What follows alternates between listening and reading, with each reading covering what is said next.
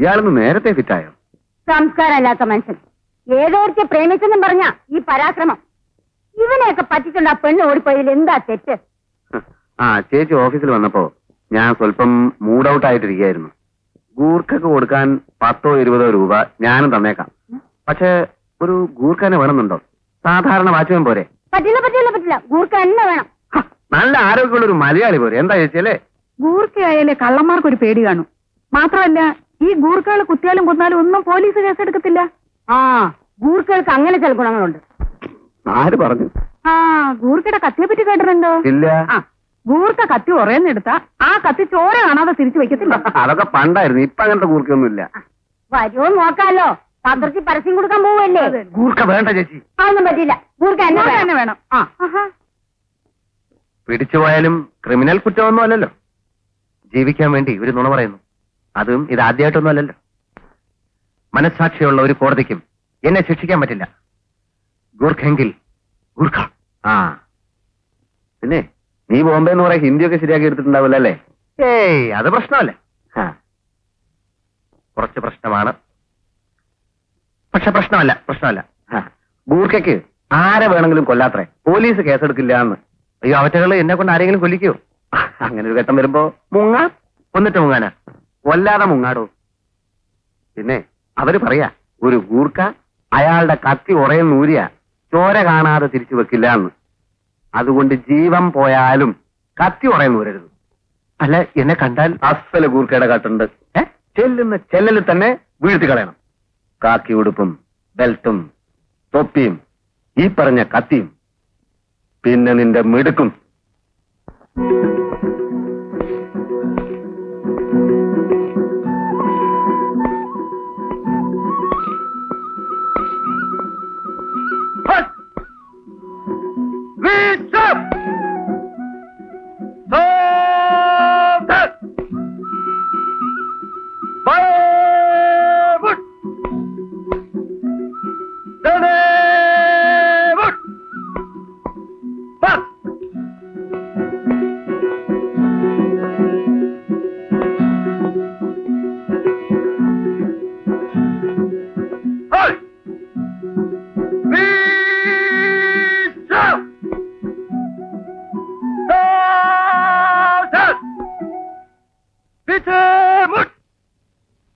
എന്താ അവിടെ ബഹളം? എന്താ?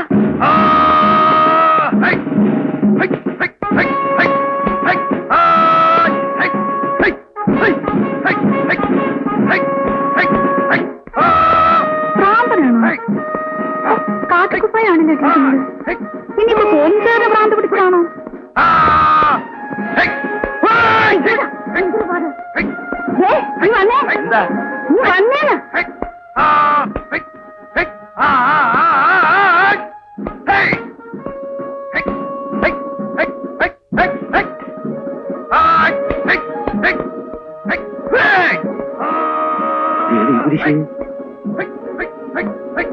പത്രത്തിൽ പരസ്യം കൊടുത്തിരുന്നു അല്ലേ? ലക്ഷണം കണ്ടിട്ട് ഗൂർഖയാണെന്ന് തോന്നുന്നു. അയ്യോ ഇത്ര വേഗം ഗൂർഖ എത്തിയോ? ചേച്ചി ഗൂർഖയാ? കർത്താവേ, ഗൂർഖയാ?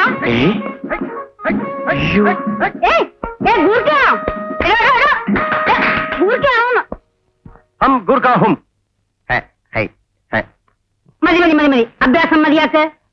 ഒന്നും അറിയട്ടെ.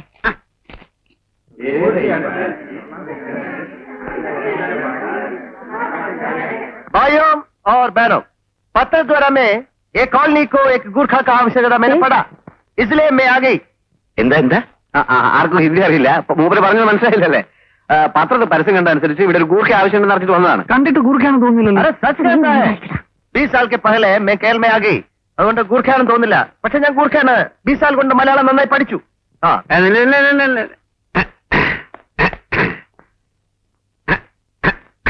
അസല് ഗൂർഖ. എന്താ പേരെന്താ? രാം സിംഗ് ഭീം സിംഗ് കാ ബേട്ട.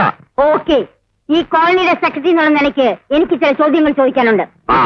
24 മണിക്കൂറും ഡ്യൂട്ടി ചെയ്യാൻ തയ്യാറാണോ? അഞ്ചി ഏത് പെരുങ്കള്ളനെയും പിടിക്കാനുള്ള ധൈര്യം ഉണ്ടോ? ഒന്നുമില്ല, ഒരു ഗൂർഖയോട് ധൈര്യത്തെ പറ്റി ചോദിക്കേണ്ട ആവശ്യമില്ലാന്ന്. ഓരോ വയ്യാവേനെ എടുത്ത് തല വെക്കണ്ട അമ്മച്ചി. എന്തോന്ന് വയ്യാവേനി? ഇവിടെ ഒരു കാവക്കാരൻ അത്യാവശ്യം തന്നെയാ.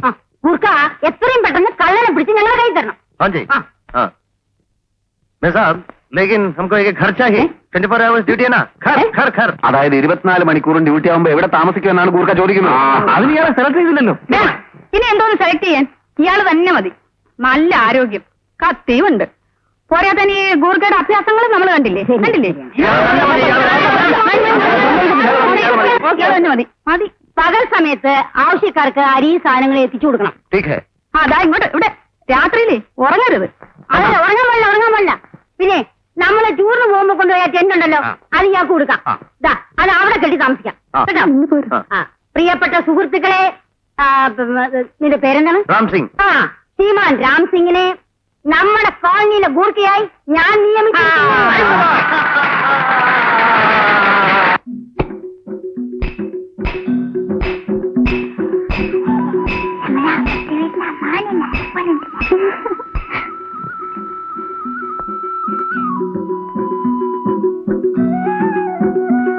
ആ കത്തി ഒന്ന് കാണിച്ചു തരും ചോദിക്കും. നീ ചോദിക്കും, കത്തി അങ്ങനെ പുറത്തെടുക്കാൻ പാടില്ല. അതെന്താ? അതേ, കത്തി പുറത്തെടുത്താ അതില് ചോരയാവണത്രേ. ഒയ്യോ, ഇല്ല വേണ്ട. ഒയ്യോ, വാ പോടാ. അന്നമ്മ അപ്പോൾ വീട്ടിൽ തനിച്ചായിരുന്നു. അവൾ ഓർത്തു, ഈ നേരമെങ്ങാനും ഗോപിയേട്ടൻ ഈ വഴി വന്നിരുന്നെങ്കിൽ. ഗോപിയേട്ടനെ പറ്റി ഓർത്തപ്പോൾ അന്നാമ്മയ്ക്ക് കുളിര് കോരി ഇരുന്നതുപോലെ തോന്നി. അത്ഭുതം, അവളുടെ പ്രാർത്ഥന ദൈവം കേട്ടുവോ എന്തോ. ചുണ്ടത്ത് വശ്യമായ ഒരു പുഞ്ചിരിയുമായി കൊതിപ്പിക്കുന്ന നോട്ടത്തോടെ ഗോപിയേട്ടനുടെ വാതിക്കൽ. അന്നാമ്മ തരിച്ചങ്ങനെ നിൽക്കെ പതുക്കെ ഗോപി അവളുടെ അടുത്തെത്തി. അവൾ ചോദിച്ചു, എന്താ ഇങ്ങനെ നോക്കുന്നത്? ആദ്യമായി കാണും പോലെ ഗോപി അവളെ പതുക്കെ തന്നിലേക്ക് അടുപ്പിച്ചു. അവൾ എതിർക്കാനൊന്നും പോയില്ല. കാത്തിരുന്ന് എന്താ പാടിയത്? കൊണ്ടുവരും ഇവിടെ. രണ്ടെണ്ണത്തിലെ കാലിയുണ്ടല്ലോ ഇടിക്കും. കൊണ്ടുവരും ഇവിടെ കൊണ്ടുവരും. അങ്ങനെ ഏതൊന്നും തോന്നിയാസങ്ങളൊന്നും വായിക്കരുത് ഞാൻ പറഞ്ഞിട്ടില്ലേടി. അടുക്കള 100 കൂട്ടം പണി കിടക്കുന്നു. ഓടിയപ്പുറത്ത് പോവാൻ ഓടിച്ചു നിന്നെ. 2 ശൃംഗാരികളെ കൊണ്ട് മനസ്സിന് ഒരു സമാധാനവും ഇല്ല. മോശങ്ങള്. ഒരു കാര്യം ഞാൻ പറഞ്ഞേക്കാം, അങ്ങേരെ എഴുന്ന് വെച്ചോണ്ടിരിക്കാതെ അപ്പാപ്പ ഒന്ന് വാങ്ങിച്ചോട്ട് പോയിക്കണം. ഇവിടെ പ്രായമായ 2 പെമ്പിള്ളേരുള്ളതാ. നിങ്ങൾ നേരത്തെ പോന്നു. കുളിക്കാൻ പോകുമ്പോ വല്ല എഴുതി വെച്ചിട്ടുണ്ടെങ്കിലേ എടുത്ത് പെട്ടിക്കകത്ത് വെച്ചേക്കണം. ഇതാ, ഒരു മനസമാധാനം ഇല്ല. അതിങ്ങ് തന്നേരെ സാറേ, ഉടനെ കൊണ്ട് കമ്പോസ് ചെയ്യണം. ഇത് മഞ്ഞണിക്കുമ്പാ, നിങ്ങളുടെ വാരിയേക്കുള്ള ഇപ്പൊ തരാം. വൈകരുത്. ഇല്ല 5 മിനിറ്റ് ഇരിക്കൂ. 8ാം അധ്യായമല്ലേ, വരൂ. പിന്നെ നമ്മുടെ നായകന്റെ പേരെന്താ? തോമസ് ഊട്ടി. നായിക ക്ലാര. വില്ലൻ ബോബൻ. ഓ, അത് ശരി. ഇരിക്കൂ, ഇപ്പൊ ശരിപ്പെടുത്താം. ഓ,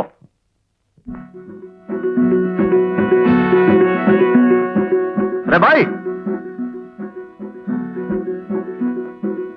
എന്താണോ ഇതൊക്കെ? എന്റെ ഒരു ഗതി കേട്ടോ. അല്ല, ഞാൻ വരുന്നത് വരെ ഈ കോളനിയിലെ അലവലാദികൾ എങ്ങനെയാ ജീവിച്ചിരുന്നത് എനിക്കൊരു പിടി കിട്ടുന്നില്ല. ഇതാ, ഉപ്പ് തൊട്ട് കോഴിത്തീറ്റ വരെ ഇതിന്റെ അകത്തുണ്ട്. കാശ് വല്ല സ്കൂളുണ്ടോ? ഈ ചതിയുടെ കൂടെ വഞ്ചനയും കൂടെ വേണോ? നേപ്പാളിൽ നിന്ന് വന്നൊരു വിവരം കെട്ട കൂർക്കയാണെന്നാണ്.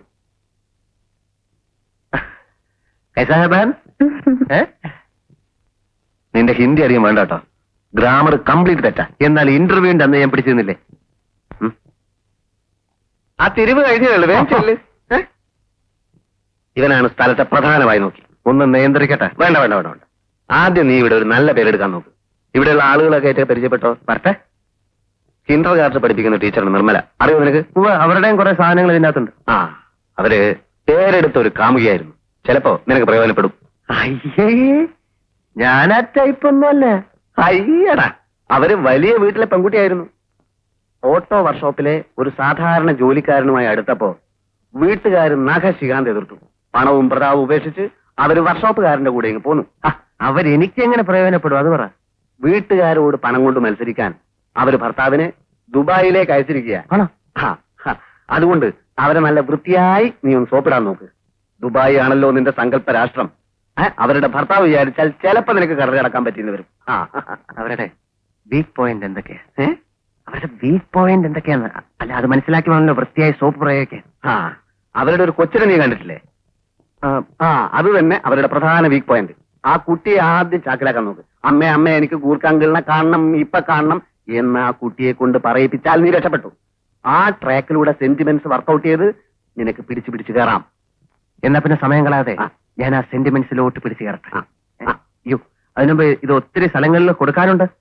मैं चलता है हुम हुम मैं चलता हूँ मैं चलता हूँ ओके ओके मैं चलता हूँ मैं चलता हूँ